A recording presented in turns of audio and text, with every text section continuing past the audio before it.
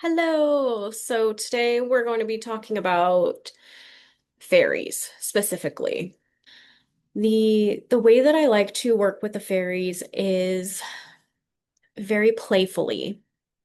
It doesn't need to be so serious. And I think that is probably why they get misunderstood a lot because they're portrayed as being like, "Oh, I need to I have to follow their rules." And it's like they're not like that. If you treat them with respect and you understand what they're doing and how they're doing it,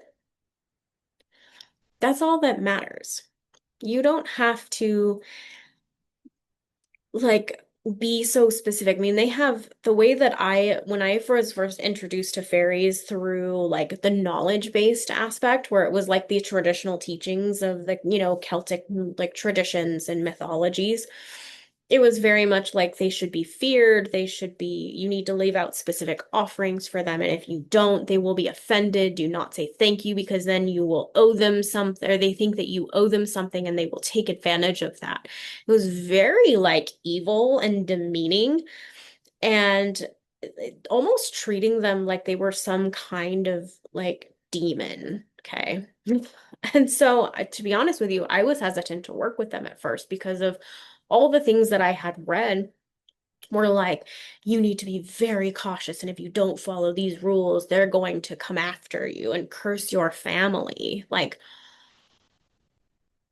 don't get me wrong, I'm all for like tradition, but like my experience with them after that, because I started channeling with them after, because I was like, okay, you guys, what is happening here? Like, this is what's being portrayed, but what is really like, what is their energy? What is their intent? What are they wanting to do? Right? How are they moving in their realm? Right? Because even a lot of the elementals, they live in a frequency just outside of ours. So we can still access them fairly easy. They kind of like can flutter in and out of our reality and our physical existence with a lot of ease and grace, but they also live in the other realm because we have a different density than they do. There's nothing wrong with it, but I do want you to understand that working with the fairies has been life-changing for me. And simply talking to them and treating them with respect.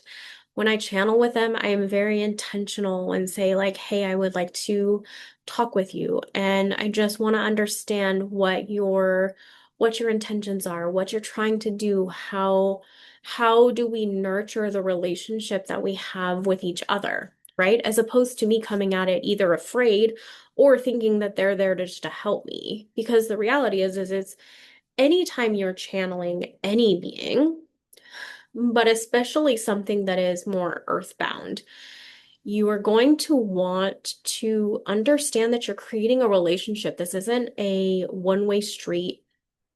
And that I think is really the entire point of why they were thinking like that's why they've portrayed fairies and all of that as being so specific to needing specific ways of accessing them because it was a form of respect, right? So anytime you form a relationship with anything or anyone or any beings, you need to understand that you need to respect them. You need to have reverence for who they are, what they can do, and why they're even coming to you in the first place. Because if they're making themselves known to you, that's a big deal, right? That means that you are trustworthy. It means that you are someone that they feel has a proper understanding of who they are. They're actually incredibly gentle creatures. They are also just very fierce and protective of themselves, and there's nothing wrong with that, right? There's nothing wrong with that. There's many humans that are that way too, right? Very kind and gentle and loving, but can be quite fierce as well. And so I want you to kind of rewrite the story about the fairies and the Celtic myths that come with that can make us feel like we shouldn't work with them because I know there's a lot of fear around it. Um, and and honestly, I think the fairies kind of want to be left alone. They're not the ones who are like, we want to be entangled with the human world. If they did, I think they would just be here. And that's fair enough. But set up altars for them, create sacred spaces for them outside, not in your house, outside. They very simple. You do not need to go overboard. They are not here to like harm you. They're not here to make you uncomfortable. They're here to lighten your like your spirit. They're here to help you remember how to play, how to have fun, how to relax, and they uplift your mindset. They can help you shift if you have like a very heavy, if you're going through a lot of like depression or sadness, or if you're going through a lot of grief, like the fairies can be very helpful in just when you don't have to ask them for anything, you just have to like have the back and forth of their energy, right? Where you're inviting them in, like they're making their presence known to you because if they're you're gonna know. Like they're gonna appear in certain ways and they will come to you. But you need to also respect that, like, okay, how can I welcome them, right? It's like having someone over to your house for a nice dinner party, right? Do you clean your home first? Most people do. Do you cook a nice dinner? Do you have maybe the table set? How do you invite them in, right?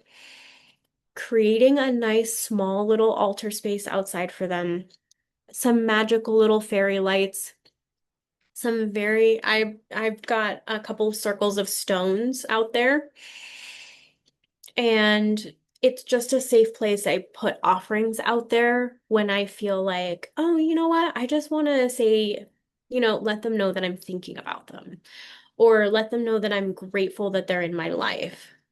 Okay.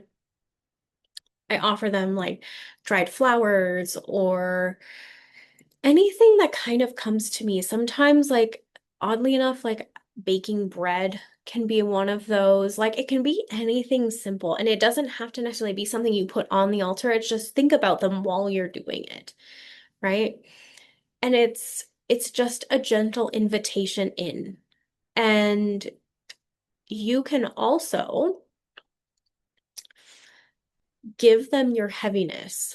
So, this is something that I have been doing for a while, and I really, really enjoy it.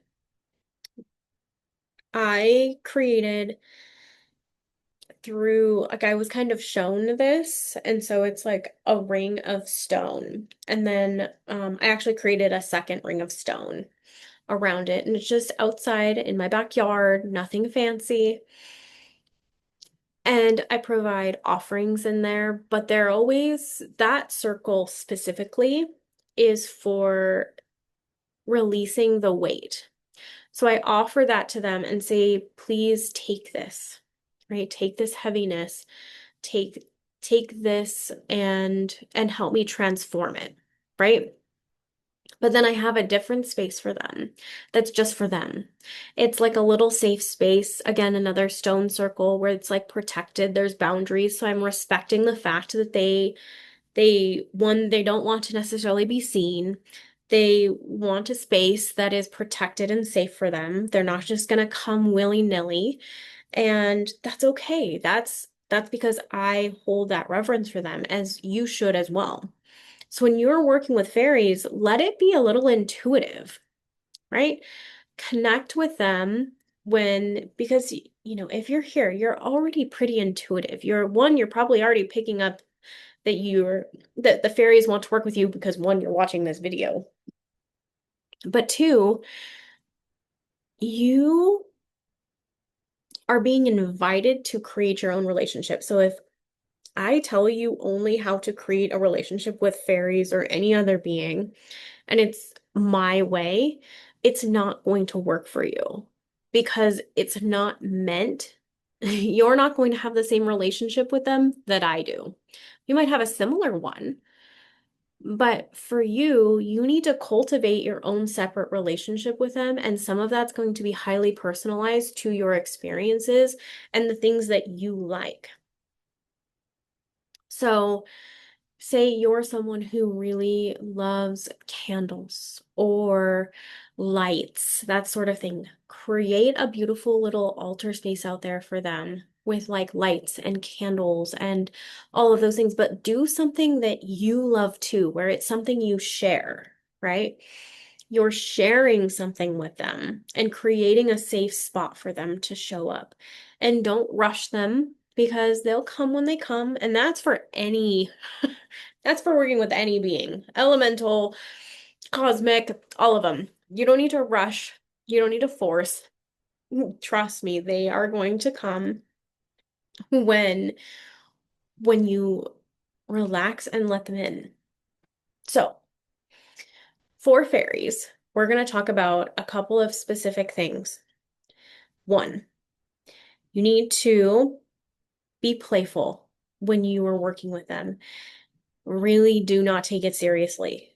And it's not that you don't take the respect aspect seriously, it's the like you don't have to overthink all of it. As long as you're being respectful of who they are and their time and the energy that it takes for them to like meet you halfway, which is what they're doing. Absolutely. Just have fun with them. Ask them silly questions. Um, Ask them to play or show you how to play more. Ask them how to have more fun in your business, in your life, because all of the ideas and concepts can really be translated through all aspects of your life, right? Just because it's business oriented doesn't mean that it can't also transfer into your life, okay? The second part is if you are working with them specifically, you can also create offerings to them in your altar. Okay, so this, I think to start, you should start with an outside altar for them. This is just my suggestion. If you feel called differently, I want you to honor that. The inside altar, that is going to be like, I have a specific altar space that I always have dedicated as an altar. And it is something that I refresh every season. It is something that I don't necessarily do ritual from my altar.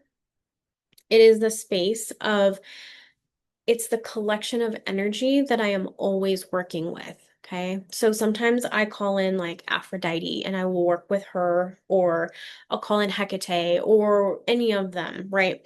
I call in specific goddesses or my angelic guides or whatever realm I'm working in. But specifically, and there are certain seasons that the fairies kind of come to life, so to speak, where I think it's just a lot more, their energy is so in tune with the earth that in certain seasons of the earth, they're much more like playful and alive. And not that they hibernate, but sort of like their energy becomes more potent in specific times of the year. So when you have portals like midsummer, right? And it's kind of up until the fall. I would say like spring to fall. You have like a potent fairy energy that you can work with. So you can build offerings and kind of build something that creates the energy of their essence there. And I think it's just beautiful to do this because one, it invites them into your home. And that's like the secondary step, right? Outside first, just welcome them to your land, right? And then you can welcome them into your home, but it's very gentle and gradual. It's not rushed. And be very intentional with like, I just want you to come in and play. I invite the energy of you to come and play, to lighten my spirits, to help me navigate certain things, right? If you're going through really hard times, sometimes the fairies can be great at helping kind of like overcome obstacles and realize that things aren't actually as like bad as they seem. Um, Also, the altar outside is really good for you to visit. I would say daily, even if you don't go out there, but looking at it, recognize and acknowledge it every day because it also makes you look outside. And when you look outside, you remember, especially if you can see the sky, you remember that there's so much more than what all of the like little things are, right? All the little problems, all of the details with your business, all of the blah blah blah, right? It's all of the like heaviness of navigating this like really like thick kind of dense world that we live in. And there's nothing wrong with the density. It's simply just recognizing like, oh, that's right. There's so much more out here too, and we're gonna be okay. And just recognizing that like everything has a solution and everything is gonna be okay, even if it seems a little like wonky and heavy right now. So, moving into the third type of way of working with them is to actually invite them into your channel. Okay. So we built like a nice little interior home kind of hearthy space. Like, be creative with where your altar is, by the way. Like, you can create, if you have a fireplace, build a beautiful floral piece that you could feel like they can land in. Put some moss, right? Like, whatever whatever the feeling is for you, I want you to focus on like that fairy feeling where it's very light and opening, right? They have a very opening presence. So, this third piece that we're going to talk about is really inviting them into your channel and what that looks like. Because that is why I believe in cultivating relationships between like through the altars is then when you're bringing them into your channel, when you're already used to their energy, so you're a little bit more intertwined with them and you understand and have a feeling for what they feel like and what they are, what their intentions are without necessarily jumping into it right away. So, bringing them into your channel is going to be very, very simple. You are probably, depending on how you like to channel, whether you're verbal or you like to write, there are other ways. Maybe you like to sing or dance. You can also bring them in that way because they're very playful. So you don't have to be, like I said, please don't be serious with them. They're not going to hurt you. They're not here to like deceive you and curse your family. If they're presenting themselves, they're there to help you. As long as you are, like I said, respectful of them and you are grateful for their presence, that's all you need, really. That's all they ask. They're not these overly ornate creatures. Um, they're quite divine, actually. And no matter how you choose to bring them in, always just remember that you are in control of your channel. If you are uncomfortable, ask questions. Ask questions. Say, why do I feel uncomfortable? Should I be afraid of what I'm receiving, or is this my ego rejecting this concept? Okay, because that's something that's part of discernment is recognizing truth versus something you just don't want to hear. And the fairies are going to be direct with you. They will be kind and gentle, but they're going to be honest. So like if there are things that you're asking them for advice on, like how do I have more fun in my business, or how do I kind of lighten up the depression that's been kind of hanging over my head, or like how do I manage this grief, right? They're going to tell you the truth of how to overcome that. They're going to give you those steps. and you need to be willing to hear what they have to say. Because if you shut them out and you say no, they're going to probably not come back as easily. And it's not because they don't love you or that they don't care, but they're not the type to chase. They're not the type to come after you and be like, "Oh no, I'm so sorry. I didn't mean to upset you." They're not going to tiptoe around you. They want to work with you, but they're not going to give in to your ego fears or your ego desires. They're there to help you resurrect and open a new avenue of receiving specifically because they're very good at receiving. And the fairies are one that, because they're very gentle, things come to them very easily. Okay. And it's something that you're going to have to cultivate on your own. But I want you to understand that this is very deep work that you're doing if you're working with fairies, because they are going to help you work with not just your conscious mind, but they're going to help you with your subconscious mind and helping you rearrange those deep kind of like darker thought processes or just heavier ones where you feel like you're a burden, or like the bigger kind of heavy themes, right? That there's something wrong with you, okay? That there's like these fundamental base issues with you, when in fact there really isn't. It's just the way that you've been looking at life, the way that you've been taught it. It's your worldview. And they're coming in to help you. So if you push them away and deny them harshly, they're going to back off because they realize that they're not going to be able to really help you the way that you would like, or in a way that's going to actually benefit both of you. Because it's a relationship. So it benefits them, right, too, to work with us. And so just be mindful of that. So welcome them in, like be gentle and ushering with them. You don't need to rush it. You don't have to jump into just channeling. Like it's been months of me kind of gently allowing them in. And that's honestly just to build the relationship first. They're very good at also teaching you how to build and nurture relationships, which is extremely potent, especially for your business,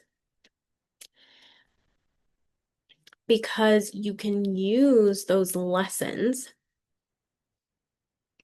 to help you navigate your client interactions, right? When you understand how to gently invite people in, how to gently move people through a process, right? You're just welcoming them into your home. It's not really that complicated. And a lot of people think like, oh, I have a good client process. Yeah, you probably do. But do you have a good client relationship? That is equally as important. And that's what the fairies are here to help you with, is not just the process, but the actual relationship with the actual people. They're very good at relationships. Um, because they do take their time. They're very gentle. They don't have expectations of you. And that's why they don't personally like having expectations, because they're like, well, I don't expect anything from you. This is simply playful. Like we're interacting because we can, not because we have to. There's no like expectation of like I have to do this and the fairies have to do this for me, and it's not conditional at all. It's completely unconditional. It's like let's just have fun and do something cool together. That's what fairy energy is. So if they're calling on you, jump in, have fun, and just be respectful of them and know that they're guiding you through a process and they're teaching you how to build better relationships, not just with yourself, but also with others.